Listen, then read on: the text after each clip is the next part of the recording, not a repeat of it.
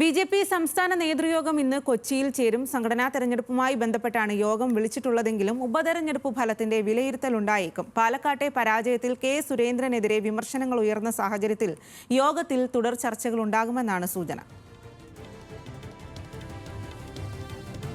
വിവരങ്ങളുമായി കൊച്ചിയിൽ നിന്നും സഹിൻ ആന്റണിയാണ് ചേരുന്നത്. സഹിൻ, പാലക്കാട് ഉപതെരഞ്ഞെടുപ്പ് ഫലം പുറത്തു വന്നതിന് പിന്നാലെ ബി.ജെ.പിയിൽ വലിയ തരത്തിലുള്ള പൊട്ടിത്തെറിയാണ് ഉണ്ടായിരിക്കുന്നത്. അത് എന്തായാലും ഇന്ന് ഈ ഒരു യോഗത്തിൽ ചർച്ചയായേക്കും. ഏതു രീതിയിലായിരിക്കും ചർച്ചകൾ ഉണ്ടാകുക?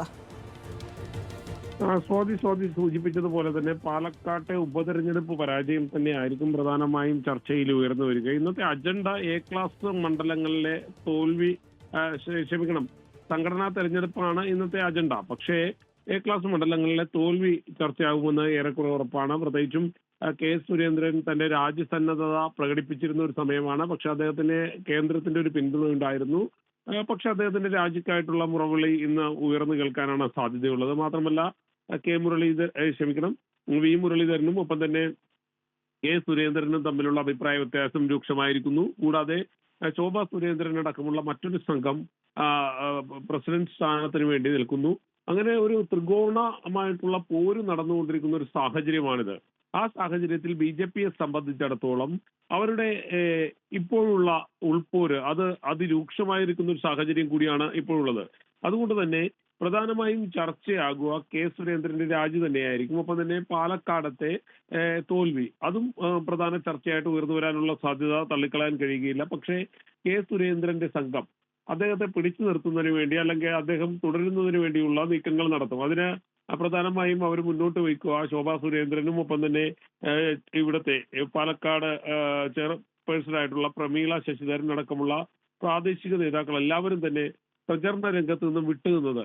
ഇക്കാര്യം തന്നെയായിരിക്കും കെ സുരേന്ദ്രന്റെ സംഘം മുന്നോട്ട് വയ്ക്കുക. കാരണം അത് പാലക്കാടത്തെ തോൽവിക്ക് ഒരു കാരണമായി മാറി. അല്ലെങ്കിൽ ഇത്തരത്തിൽ പ്രാദേശിക നേതാക്കളും സംസ്ഥാന നേതാക്കളും എല്ലാം വിട്ടുനിന്നത് പാർട്ടിയുടെ പരാജയത്തിന് കാരണമായി മാറി എന്നുള്ള ഒരു വിലയിരുത്തലിലാണ് കെ സുരേന്ദ്രന്റെ സംഘം എത്തിച്ചേർന്നിരിക്കുന്നത്.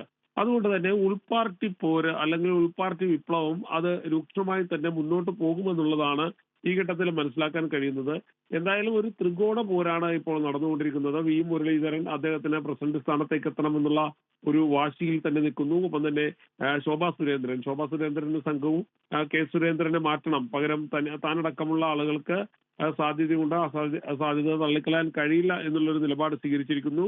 കൂടാതെ കെ സുരേന്ദ്രൻ അദ്ദേഹം പ്രസിഡന്റ് സ്ഥാനത്ത് നിന്ന് മാറാൻ ഈ ഘട്ടത്തിൽ തയ്യാറല്ല. ഇന്നലെ അദ്ദേഹം അതിനുള്ള ഒരു രാജ്യസന്നദ്ധത അറിയിച്ചിരുന്നെങ്കിലും അദ്ദേഹത്തിന്റെ കൂടെയുള്ള ആളുകൾ എല്ലാവരും തന്നെ അദ്ദേഹം ഒഴിയരുത്, ഈ സ്ഥാനത്ത് തുടരണം, നിലനിൽക്കണം എന്നുള്ളൊരു ആവശ്യം മുന്നോട്ട് വെച്ചു കഴിഞ്ഞു. അതുകൊണ്ട് തന്നെ തന്റെ കൂടെയുള്ള ആളുകളെ തൃപ്തിപ്പെടുത്താനെങ്കിലും അദ്ദേഹത്തിന് ശരി, വ്യക്തമാണ്.